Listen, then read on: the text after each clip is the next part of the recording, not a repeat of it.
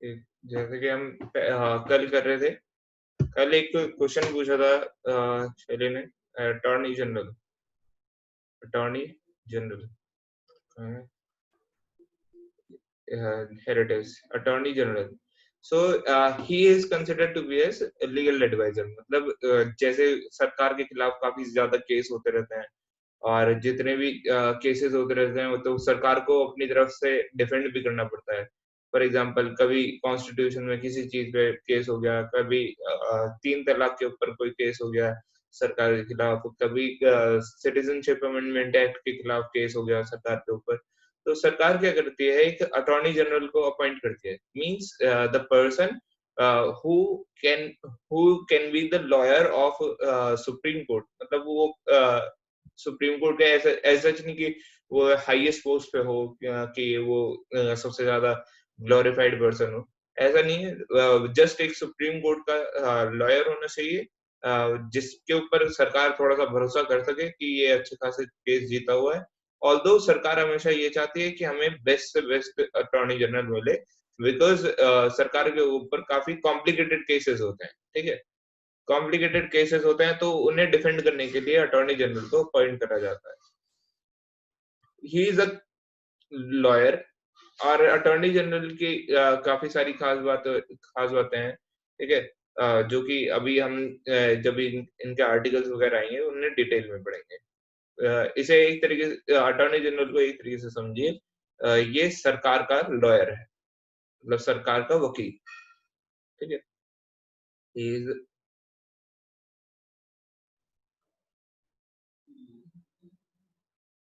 Comptroller and Auditor General CAG. The states Article 152 to 237. देखिए, अब कई बार क्या होता है कि आपसे डायरेक्ट क्वेश्चंस भी पूछ लिए जाते हैं। For example, the states comes in which part of the constitution, which part 6। Okay, इसमें कोई सा भी आर्टिकल दे देंगे तो ये किसका मैटर, मतलब आर्टिकल 153 दे दिया, या 162 का आर्टिकल दे दिया, तो देन दे विल आस्क ये किसका मैटर है, सेंटर का है या स्टेट का है। अगर आर्टिकल 162 है या कुछ भी है, then it is a matter of the states. Okay, it becomes very simpler form for us, कि इस तरीके से आर्टिकल्स हमें याद रहने चाहिए, और पार्ट्स भी हमें याद रहना चाहिए। कॉन्स्टिट्यूशन में जितना ज्यादा रटोगे उतना ज्यादा फायदा होगा, ठीक है। समझने वाली चीजें काफी सारी हैं, समझने वाली चीजें भी काफी सारी हैं, बट इसमें रटने से बहुत ज्यादा फायदा होता है। The Union Territories, Article 239 to 242, 239 to 242। Union territories, जो हमारी 7 यूनियन टेरिटरीज हैं, उन्हें उन्हें किस में डिस्ट्रीब्यूट करा गया, पार्ट 8, ठीक है, part 8 of the Indian constitution, the union territories. Part 9, the panchayat, 243 to 243 ओ, ठीक है। पंचायत कहाँ से कहाँ तक, 243 से लेके 243 O, 243 O. The municipalities, 243 D. तो ये आर्टिकल 243 को समझने की कोशिश करना, कितना बड़ा आर्टिकल है, ठीक है। एक तरीके से 243 से लेके 243 ओ तक ये है। फिर 243 D to 243 ZG, okay, ZG, sorry, not D, P, after O, P to ZG, मतलब Z तक पहुंचे, P to Z, and then Z to ZA से लेके G, ठीक है। तो म्यूनिसिपैलिटीज आपका ये हो गया। The cooperative societies, article 243 ZH to ZT, okay. Cooperative societies में कौन कौन आते हैं, the NGOs, non government organisation, non government organisation आते हैं जो मतलब सोसाइटी के डेवलपमेंट के लिए काम करते हैं, और काफी सारे organisation just like Tata Trust हैं, मतलब जो भी ट्रस्ट हैं और कंपनीज अपने अपने कोऑपरेटिव सोसाइटीज बना के रखती हैं, अलग अलग लेवल पे कोऑपरेटिव सोसाइटीज बनती रहती हैं, ठीक है। The scheduled and tribal areas, article 244 to 244 A, the scheduled and tribal areas, scheduled and tribal areas में हम देखते हैं अंडमान निकोबार के काफी सारे ट्राइबल एरियाज हैं, तो वहाँ पे उन सब चीजों को scheduled and tribal areas just like Jharkhand and Uttarakhand and many other areas of north eastern states, वहाँ पे सब जगह पे क्या होता है, शेड्यूल्ड एंड ट्राइबल एरियाज रहते हैं, तो they are distributed in 244 to 244 A. Centre and state relation, centre और स्टेट के रिलेशंस, मतलब सेंटर कई सारे मैटर क्या होते हैं, काफी सारे मैटर होते हैं, they are both linked. Seventh कहाँ है? Seventh is not there in the constitution. Okay, center and state relations 245, 245 to 263, okay, 245 to 263, part 12, finance and property 264 to 300A, to 264 to 300A, finance and property, जो भी आपका finance है। और centre और state relation में हम क्या देखते हैं कि सेंटर किन किन चीजों में, मनी मैटर में, टैक्स में, ठीक है, इन सब चीजों में सेंटर और स्टेट में रिलेशंस डेवलप होते रहते हैं, ठीक है, बिकॉज सेंटर ही अलॉट करती है, पैसा जितना भी देना होता है सेंटर ही देती है, तो स्टेट को सेंटर के साथ रिलेशंस मेंटेन करने होते हैं। और जैसा कि आप सभी जानते हैं, India is a centralized nation, मतलब center has a more power than states, okay, so that's why center और state के relations को हम यहाँ पे देखते हैं। तो center and state relation are federal features of India, okay। finance and property, finance and property article 264 to 300A, 300A, finance and property, जितना भी फाइनेंस हमारे जितने भी बजट आते हैं और ये सब चीजें होते हैं, ये सब फाइनेंस एंड प्रॉपर्टी में article 264 to 300A, okay. Trade and commerce territory of India, trade and commerce with territory of India, article 301 to 307, article 301 to 307, trade and commerce within territory of India, within territory of India, मतलब ये हम बाहर विदेश से जो भी माल import या export करते हैं उसके बारे में बात नहीं कर रहे।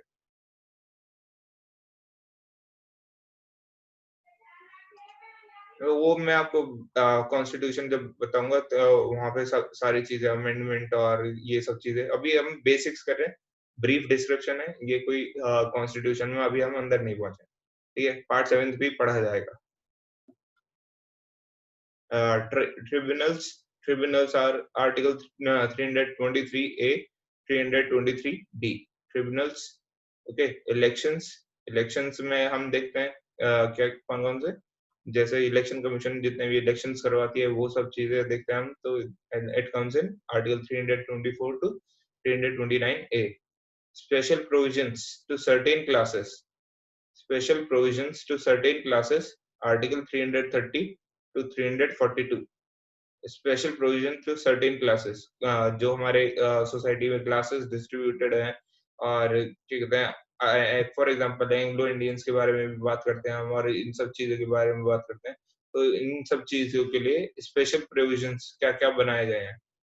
काफी सारी ट्राइब्स भी ऐसी होती हैं जिनके लिए स्पेशल प्रोविजंस बनाए जा सकते हैं, ठीक है, उन सब चीजों के लिए they are extraordinary, okay, it is for extraordinary, अगर कोई भी चीज एक्स्ट्राऑर्डिनरी है तो उस चीज के लिए ये 330 से लेके 342 पे बात करी जाएगी। ऑफिशियल लैंग्वेजेस कौन कौन सी हैं, और इमरजेंसी प्रोविजंस, जो भी आप सभी जानते हैं इंदिरा गांधी ने इमरजेंसी लगाई थी, उसके बारे में हम इमरजेंसी, इमरजेंसी मतलब the central got the supreme power, मतलब सेंटर के पास सारी पावर का सारी पावर सेंटर के पास आ जाना, that is known as emergency provisions. And emergency provisions have actually it is being it was being misutilized by the prime minister, that is Indira Gandhi, but it is meant for the situation where emergency occur, just like the nation is going to bankrupt, मतलब एक तरीके से nation में पैसा नहीं बचा तो economic emergency लगा देंगे, the nation is under war, तो क्या कहते हैं नॉर्मल इमरजेंसी लगा देंगे, ठीक है। और the nation is being attacked by some alien, okay, some sort of alien things, तो उस टाइम पे हम इमरजेंसी लगा देंगे। तो emergency was meant for emergency situations, but क्या हुआ कि हमारे भारत का एक दुर्भाग्य है कि यहाँ पे पॉलिटिकल लीडर्स ने इसे एज अ पॉलिटिकल यूटिलाइजेशन के तौर पे इस्तेमाल करा, ठीक है। और मिसलेनियस मिसलेनियस जो भी चीज मिसलेनियस मिसलेनियस में हम क्या होता था कि एनसीईआरटी की मैथ्स की बुक होती थी, लास्ट में जो मिसलेनियस के क्वेश्चन होते हैं ना, वो सबसे ज्यादा इंपॉर्टेंट होते थे, ठीक है। लास्ट में जो मिसलेनियस के क्वेश्चन होते थे वो सबसे ज्यादा इंपॉर्टेंट होते थे, और मेजोरिटी ऑफ द टाइम्स हम पूरा चैप्टर कर लेंगे, बस वो मिसलेनियस देख के डर जाते थे। हम सोचते थे कि ये स्किप हो जाए कैसे भी करके, ठीक है। That's why we always skip the miscellaneous, but we will focus over here, क्योंकि हम बचपन वाली गलती कंपटीशन में नहीं कर सकते। कंपटीशन में काफी सारी सीट माफिया खरीद के ले जाते हैं, काफी सारी सीटें आप, तो आप कंपटीशन की दुनिया में आके देखिए। अभी ब्लॉक एजुकेशन ऑफिसर का एग्जाम हुआ है और उसमें माफियाओं का पूरा हाथ निकल गया है। देयर आर मेनी माफियाज जो एग्जाम करवा रहे थे, एग्जाम कंडक्ट करवा रहे थे, मतलब those who have previously qualified the exam, they were sitting in the exam of some other persons, okay.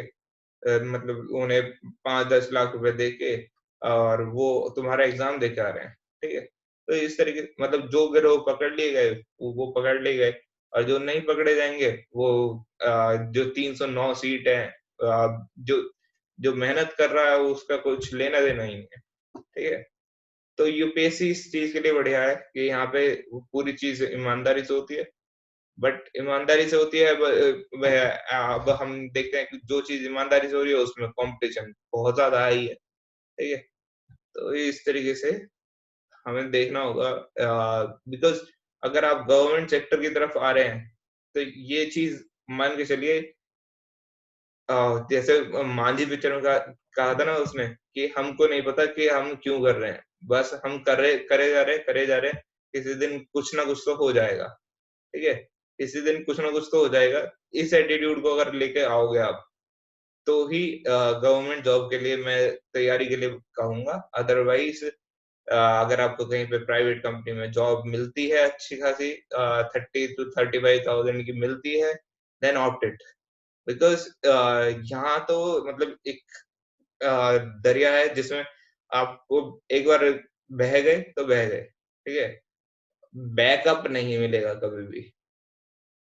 Amendment of the constitution, article 368, amendment जो भी होगा कॉन्स्टिट्यूशन में, मतलब हमने एक प्रोग्रेसिवनेस दिखाता है amendment. Amendment what amendment shows us that it is progressive, मतलब अमेंडमेंट के प्रोज भी होते हैं, कॉन्स भी होते हैं। दरअसल क्या है कि प्रोज ये होते हैं कि हम वक्त के अकॉर्डिंग अपने आप को चेंजेस कर रहे हैं, ठीक है, वक्त के अकॉर्डिंग कॉन्स्टिट्यूशन में चेंजेस कर रहे हैं।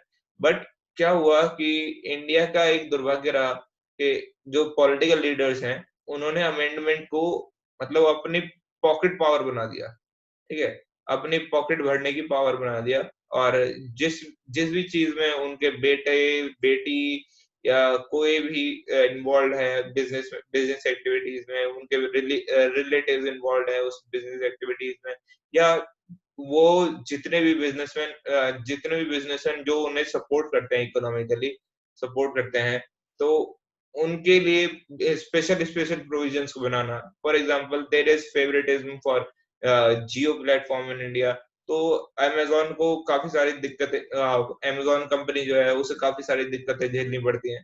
तो amendment has pros and cons also, मतलब क्या हो रहा है कि अमेंडमेंट आजकल जो इकोनॉमिक पर्पस के लिए जो अमेंडमेंट किए जाते हैं, they are basically driven by businessman जो पॉलिटिकल पार्टीज में इन्वेस्टमेंट करते हैं, ठीक है।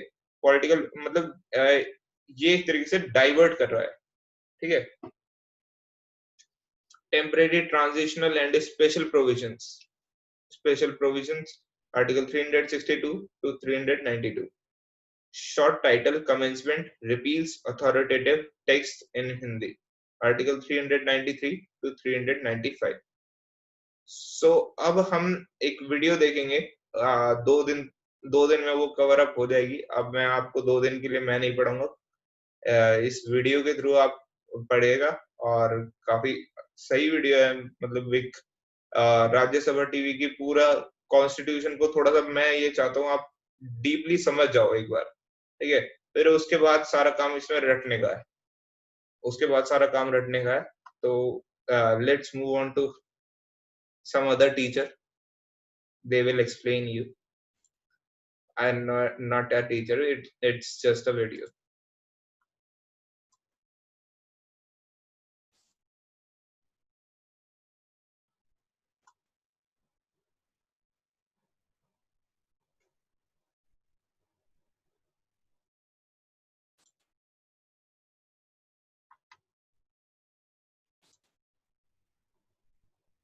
देकर आगे चलने के लिए किसी पुराने कानून से भी काम नहीं चल सकता है। इसीलिए हमारे पुरखों ने बनाया था हमारा संविधान, हमारा कॉन्स्टिट्यूशन, हमारा आईन। ये आईन ही तो वो आईना है जिसमें देखकर ही हम खुद को पहचान पाते हैं और संवार भी सकते हैं। आज से मैं आपको इस जादुई आईने के अंदर के संसार की सैर पर ले जाऊंगी। ये कैसे बना, कब बना, किस किसने बनाया और क्यों बनाया। तो चलिए चलते हैं वहां जहां कहानी शुरू हुई थी, हमारे संविधान की। फर्स्ट थिंग्स फर्स्ट, पहले आप भी तो ठीक से देख लीजिए उस मुकद्दस किताब को जिसकी बात हम कर रहे हैं।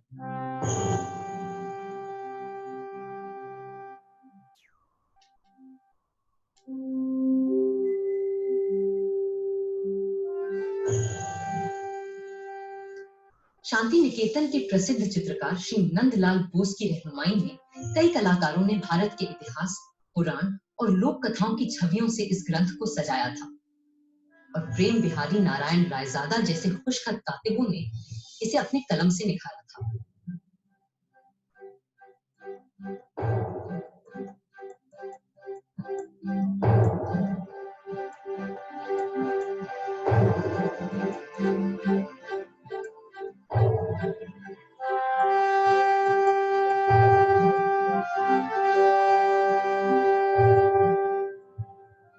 मगर ये काम मुश्किल होते हुए बहुत आसान था उस काम के मुकाबले जो इस संविधान की कल्पना कर इसे लिखित रूप देने वालों ने संविधान सभा में पूरे 3 साल लगाकर किया था। क्योंकि वह कल्पना केवल एक किताब की नहीं थी, वह तसव्वुर था एक नए मुल्क का, एक नए समाज का, एक ऐसी नई संस्कृति का जो इससे पहले इस संसार में कभी देखी नहीं गई थी। दिसंबर 1946 में जिस इमारत की तामीर शुरू की गई थी, असल में उसकी नींव बहुत पहले रखी जा चुकी थी। 1857 की क्रांति के दौरान बागी सिपाहियों ने भी हिंदुस्तान का एक अपना संविधान बनाने की कोशिश की थी। उनका विद्रोह तो जल्दी ही दबा दिया गया, मगर आजाद देश का एक अपना आईन बनाने का सपना न दबा था न हारा था। और जैसे जैसे महात्मा गांधी के नेतृत्व में आजादी की आवाज तेज हुई, तो अपना संविधान बनाने की मांग भी और तीव्र होती गई। My mentor Gopal Krishna Gokhale presented to the British government a note on the Constitution in 1914, and the British said, yes, we will accept it after the war. But now they want to make a constitution for us. But you know, a constitution for India should be and can be framed only by Indians. Now it works. What will you do with the spinning wheel, Mr. Gandhi? This is my secret weapon to drive the English rulers away so that we will have the power to make our own constitution. अब गांधी जी की सरपरस्ती में इतिहास ने दोबारा हमें एक नए भारत को गढ़ने का मौका दिया था। कांग्रेस नेता और आला वकील पंडित मोतीलाल नेहरू ने 1928 में एक रिपोर्ट तैयार की जिसे नेहरू रिपोर्ट या स्वराज संविधान के नाम से भी जाना गया। और उनके बाद जब उनका बेटा जवाहर कांग्रेस का सदर बना तो उस युवा नेता ने हिंदुस्तान के अपने संविधान के सपने को और शदीद तरह से सबके सामने रखा। आजादी दी नहीं जाती, स्वतंत्रता किसी कानून के नुक्ते को बदलकर नहीं मिला करती। इस तरह तो नए निजाम के नाम पर अंग्रेजों की पुरानी गुलामी को और मजबूत किया जाएगा। सच्ची आजादी तब मिलेगी जब हम अपनी चुनी हुई संविधान सभा के जरिए खुद अपने देश का संविधान सोचेंगे, अपना आईन तय करेंगे, अपना कॉन्स्टिट्यूशन बनाएंगे। जवाब में अंग्रेजों ने सन 1935 में एक गवर्नमेंट ऑफ इंडिया एक्ट बनाया। ये एक्ट भारतीयों की उम्मीदों से न सिर्फ बहुत कम और अलग था, बल्कि इसकी वजह से कांग्रेस और मुस्लिम लीग के दरमियान दूरियां और बढ़ने लगी। इस बीच दूसरे विश्व युद्ध के दौरान सन 1945 में डॉक्टर तेज बहादुर सप्रू ने सभी पार्टियों से मशवरा करके एक सांझे संविधान का खाका बनाने की कोशिश की। उधर वर्ल्ड वॉर 2 की मार और इधर आजाद हिंद फौज और भारत छोड़ो आंदोलन के चलते अंग्रेजों का भारत पर अनंत काल तक राज करने का इरादा नेस्तनाबूद हो चुका था। विंस्टन चर्चिल युद्ध तो जीते, मगर बेचारे चुनाव हार गए और बर्तानिया के नए प्रधानमंत्री क्लेमेंट एटली ने कहा कि भारत के लिए नया संविधान बनाने और मुसलमानों को अलग अधिकार देने की मुस्लिम लीग की मांग पर काम फौरन शुरू किया जाएगा। इसी के मद्देनजर पहली बार हिज मैजेस्टी की सरकार के 3 कैबिनेट मंत्री एक साथ भारत भेजे गए और ये कहलाया cabinet mission. Believe me, India will be a much better place after you have left us to ourselves.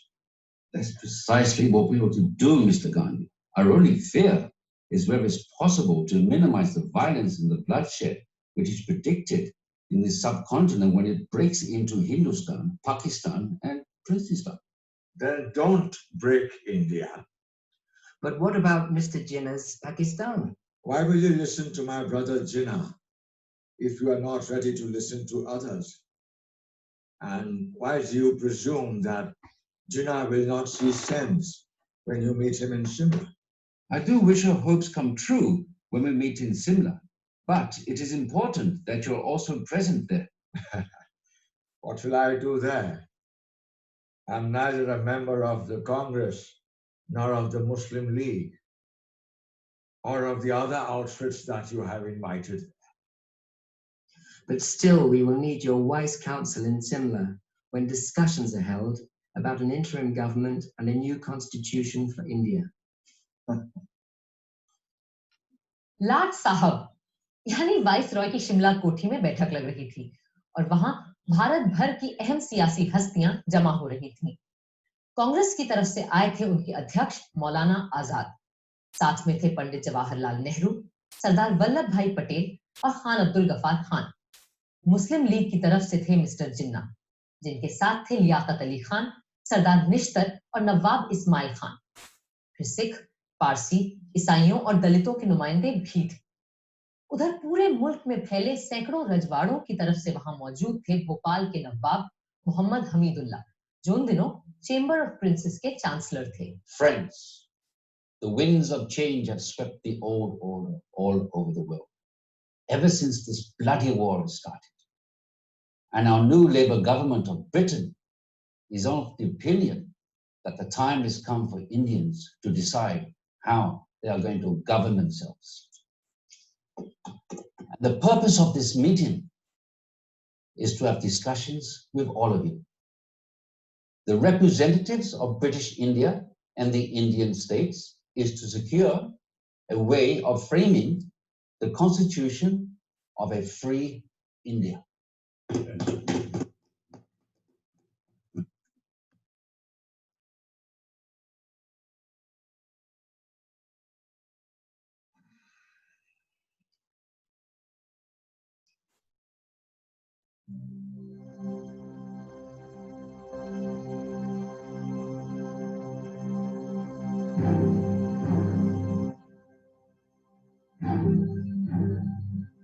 जिन्ना साहब को ये बात नागवार गुजर रही थी कि जिसे वो महज हिंदुओं की पार्टी मानते थे, उस कांग्रेस के आधे नुमाइंदे मुसलमान थे और उनकी रहनुमाई भी एक मुसलमान ही कर रहा था। शिमला की ठंडी आबोहवा का ऐसे माहौल में गर्म हो जाना लाजमी था। मैं और मेरे साथी इस वक्त यहाँ पूरे हिंदुस्तान की आजादी की पेशकश लिए मौजूद हैं। बाकी मसाइल दोयम है जो हम बाद में भी तय कर सकते हैं। अपनी कॉन्स्टिट्यूएंट असेंबली में जो जमा होगी एक आजाद हिंदुस्तान के ख्वाब की ताबीर करने के लिए।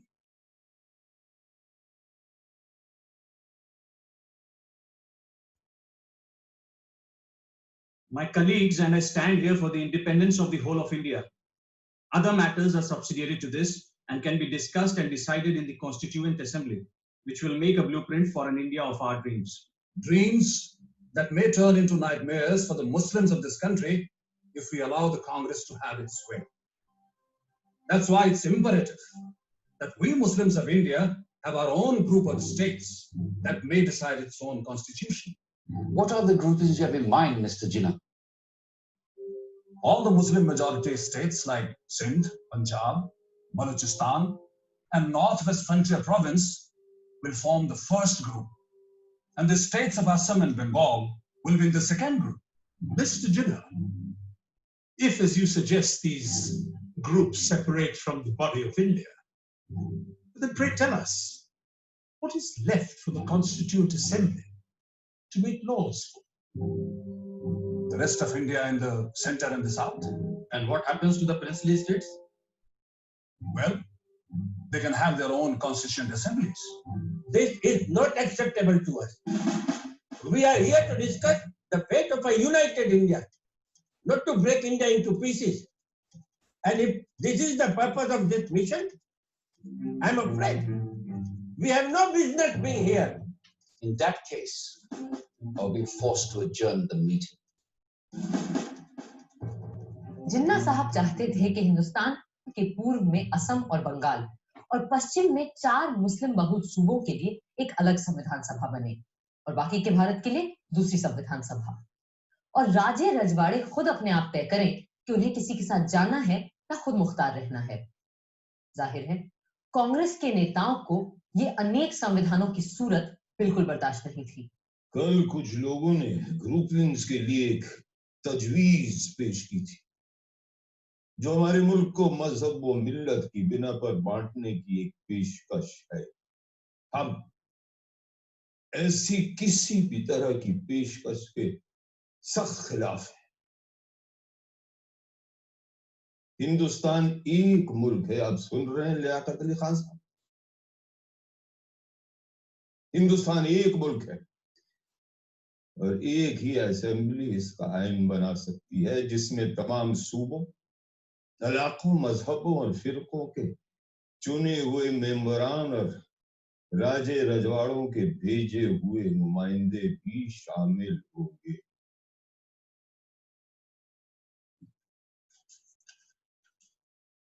References were made yesterday to groups of provinces arranged on communal lines. We are totally against any machinery to run any such groupings. India is one nation and it needs its constitution to be made by one assembly, which has elected representatives of the states, region, religion, and the nominated representatives of all the princely states as well. This is what I call the tyranny of numbers. Everyone knows here that such an assembly will have a brute majority of caste Hindus and their party, the Congress. And in the game of numbers, minority Muslims will have no say left. That's why we need 2 assemblies, so that Muslims can frame their own laws. मगर मेरे भाई जिन्ना, क्या आज तक हमारे पास हिंदुओं के लिए अलग और मुसलमानों के लिए अलग आईन थे? नहीं थे ना? तो फिर यकबयक आज इन 2 कानूनों की जरूरत क्यों आन पड़ी? क्यों? I trust the British sense of fair play. But with the Hindus ruling India through their Congress, Muslims need a special constitutional protection. I have gone through the length and breadth of India, and I know how vulnerable Muslims are feeling today. And as their sole representative here, it is my duty to... ये आपसे किसने कह दिया कि मुसलमानों के अकेले नुमाइंदे आप ही हैं? अरे भाई, मुसलमान तो हम भी हैं, क्यों मौलाना? Well, I do not need to establish my credentials here, because the Muslims of this country know who stands here for their rights and who here is a paid quisling Muslim masquerading as their representative. I take strong objection to such a remark being made about my esteemed colleague. Mr. Jinnah, if I've got you right, you need these groupings because of the communal mistrust that exists in this country. That's perfectly right, Sir Stafford. Muslims cannot be a part of the Constituent Assembly, which will be dominated by caste Hindus. Maybe deal with first things first, please, which is to dispose of the problem of the Indo-British relationship. For that, we need to make our own constitution for a free India. The communal problem can be dealt with later. Later? Later, there will be no Muslims left alive in India if Congress is given its way. And that is unacceptable to me. If Mr. Nehru doesn't like the idea of groupings of states within the same India, then it will be better to have two Indias, one for Hindus and another for Muslims. Hindustan and Pakistan. And the Princestan, The Federation of the Princely States. this is ridiculous. It clearly indicates the reality behind the groupings proposal Mr. Jinnah is making. I will not be a party to this balkanization of India. No! India is one and will remain one country. कड़वा सच ये था कि अंग्रेज हिंदुस्तान में अपनी घटती हुई फौजी ताकत से अच्छी तरह वाकिफ थे और वो चाहते ही नहीं थे कि सांप्रदायिक आग को फैलने से रोका जाए। पर हाँ, जाने से पहले सत्ता वो सौंपना चाहते थे एक ढीले से राष्ट्रसंघ के हाथ, जिसकी लगाम हो सके तो उनके ही हाथों में रहे। इन्हीं सब बातों को लेकर 16 मई 1946 को एक समझौते का मसौदा बनाया गया। United Dominion of India will be given independence as and when the appropriate time comes. In the meanwhile, okay, अभी हम यहाँ तक देख चुके हैं, ठीक है? तो अब नेक्स्ट क्लास में हम बेसिकली आप सभी को क्या करना है? Tell me that thing.